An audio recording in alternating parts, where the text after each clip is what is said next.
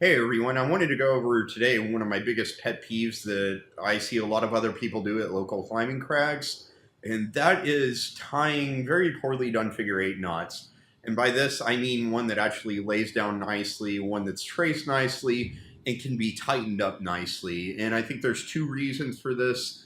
In my opinion, I think it produces a little bit less wear on the rope, generally speaking, whenever you have a nicely tied knot.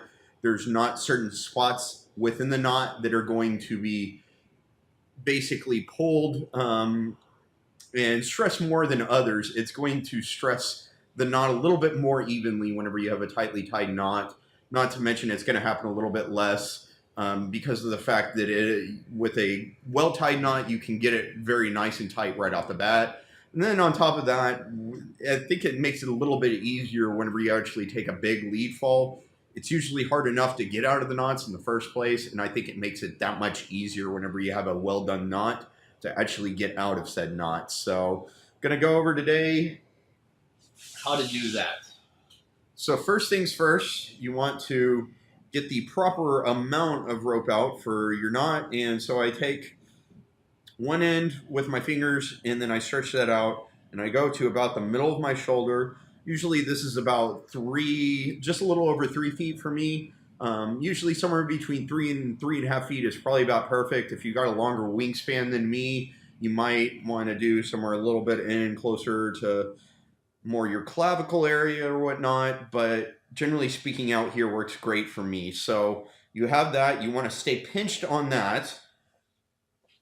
And so what you want to do from there is you want to pass this tag end, you want to pass it in front of, and then come under your arm right here, go around the back, and then back around to the front.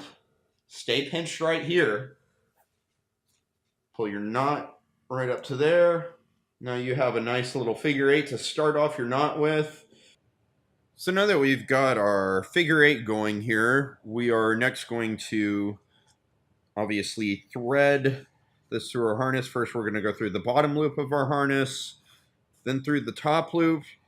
And then the key here, you want to make sure that this figure eight is lying to where this top loop is actually sitting on top of the end going to your tag end and not flipped over necessarily like this. And so make sure it's all good and tight up on your harness. And here is basically the absolute key. This is where I see a lot of people mess up, is they see that nice open area and they want to start by threading it through there. Now, the key is you want to actually take your middle finger, push that over to where you now have a hole on the other side of the end going to your tag end. You want to go through there, pull it up good and tight. From here, you want to go under, not over that bottom loop, but under. Hold it like this right here, pinch it, and then you're going to go through the opening right at the top. Pull it nice and tight. And then from there, you'll want to go over the top of the top loop like this. And then pull that nice and tight. And then you're going to go take that tag in through the last little opening right at the bottom of the knot. You want to take the knot and the two tag ends, pull everything nice and tight. As you can see, I have a nice, perfectly flat laying knot with 5 pairs. And from here, we want to do our backup knot. What I usually do for a backup knot is I actually do a single or a double overhand. So you want to go around once or twice like this, and then back up through the bottom, like so. Pull that knot nice and tight. As long as you make sure that knot's not too far down the rope, you're able to very easily grab it so that you can go in for a lead clip.